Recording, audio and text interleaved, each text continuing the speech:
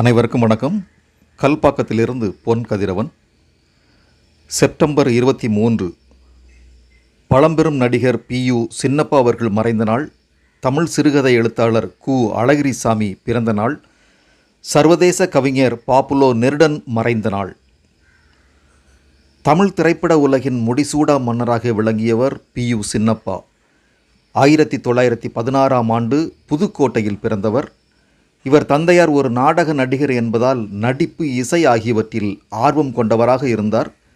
அதன் காரணமாக பள்ளி படிப்பை தொடராமல் ஒரு நூல் கடையில் வேலைக்கு சேர்ந்த இவர் அதில் நிலைக்காமல் சங்கரதாஸ் சாமிகள் நாடக மன்றத்தில் இணைந்தார். பிறகு அங்கிருந்து விலகி ஒரிஜினல் பாய்ஸ் கம்பெனி என்ற நாடகக் குழுவில் மாதம் 15 ரூபாய் சம்பளத்திற்கு இணைந்தார். அங்கேதான் தமிழ்நாட்டின் மறைந்த முதல்வர் MGR, பழம்பெரும் நடிகர் MK ராதா, PG வெங்கடேசன் போன்றவர்கள் நடித்து கொண்டிருந்தனர். PU சின்னப்பா குஸ்தி, மற்போர், சிலம்பம் போன்ற வீரக்கலைகளை கற்றவர். இசை கச்சேரிகளும் நடத்தி வந்தார்.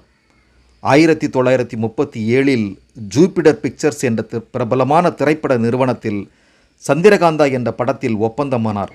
தொடர்ந்து அதே ஆண்டில் ராஜமோகன் என்ற படத்தில் நடித்த நடிகர் PU சின்னப்பா திரைப்படத்துறையில் பல சாதனைகளை செய்தவர். அக்காலத்தில் முதலில் திரைப்படத்தில் சண்டை காட்சிகளில் நடித்தார். இந்திய திரையுலகில் முதலாக இரட்டை வேடத்தில் உத்தமபுத்திரன் என்ற படத்தில் தோன்றி சாதனை புரிந்தார்.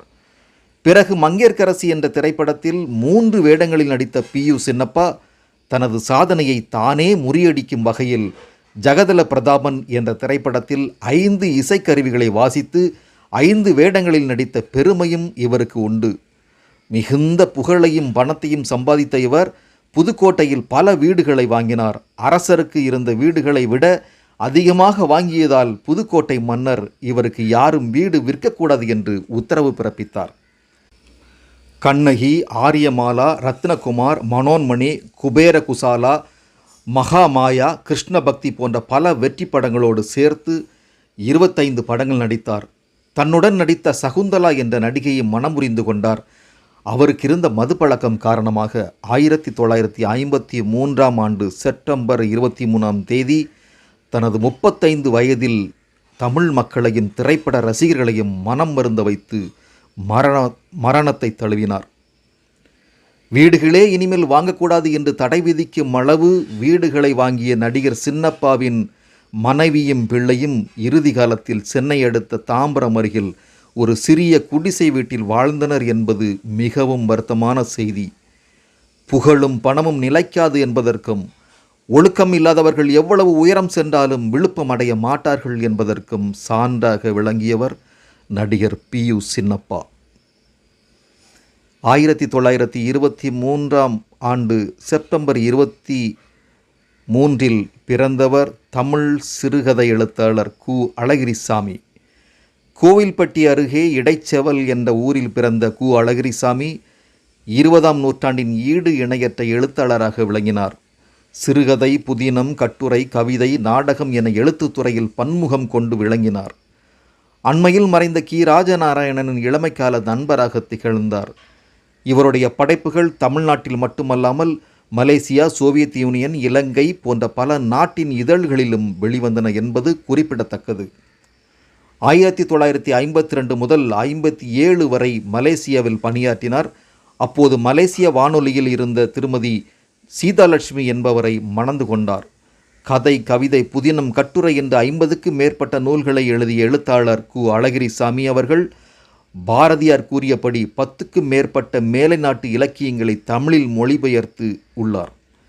20ஆம் நூற்றாண்டின் குறிப்பிடத்தக்க எழுத்தாளர் ஒருவரை 1970இல் இழந்தபோது சிறுகதை இலக்கிய தாயின் கண்களில் இருந்து கண்ணீர் அருவி கொட்டியது.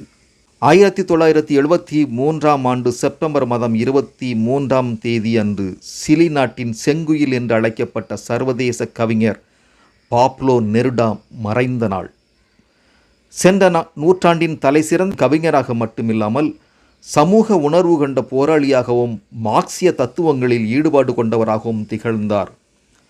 பாவேந்தர் தன் பெயரை பாரதியை போற்றும் வகையில் பாரதிதாசன் என்று வைத்து கொண்டது போல 1920ஆம் ஆண்டு செக்கோஸ்லோவாக்கிய கவிஞரான ஜோஸ் நெருடா என்பவரின் பெயரை தன் பெயருடன் இணைத்து கொண்டார். சிலி நாட்டில் பிறந்த பாப்லோ நெருடா தனது 19 வயதில் முதல் கவிதை தொகுதியான வைகறை கதிர்கள் என்ற நூலை வெளியிட்டு வாணிய மொழியில் பெரும் கிளர்ச்சியையும் பரபரப்பையும் ஏற்படுத்தியது இவரது கவிதைகள். 1927ஆம் ஆண்டு சிலியின் தூதராக ரங்கூன் சென்றார். அங்கிருந்து 6 ஆண்டுகள் இலங்கையிலும் சிங்கப்பூரிலும் தூதராக பணியாற்றினார். தமிழில் கணியன் பூங்கொன்னார் எழுதியுள்ள யாதும் ஊரே யாவரும் கேளீர் என்பது போல நெருடாவும் பூமியின் தோல் உலகெங்கும் ஒன்றேதான் என்று கவிதை பாடியுள்ளார். இவருடைய கவிதைகள் சில உலகத்தின் பல மொழிகளிலும் மொழியாக்கம் செய்யப்பட்டுள்ளது என்பது குறிப்பிடத்தக்கது.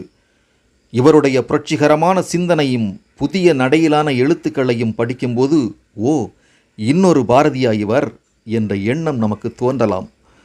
உலகெங்கும் இதுபோல் 1000 பாரதிகள் பிறக்கலாம், மறையலாம். ஆனால் அவருடைய எழுத்துக்கள் என்றென்றும் உலக ஜனநாயகவாதிகளில் நெஞ்சத்தை விட்டு அகலாது. செப்டம்பர் 23 சிறப்பான நாளாக எதுவும் குறிப்பிடாவிட்டாலும் ஆக சிறந்த கலைஞர்களும் எழுத்தாளர்களும் தோன்றி மறைந்த நாளாக காணப்படுகிறது. தகவல்கள் அளித்த ஐயா நீலகண்ட தமிழன் அவர்களுக்கும் இதை ஒலிபரப்பிக் கொண்டிருக்கும் ஜெர்மனி தமிழருவி வானொலி நிலையத்திற்கும் சங்கத்தமிழ் இலக்கிய பூங்காவின் சார்பாக நன்றியை தெரிவித்துக் கொள்கிறோம்.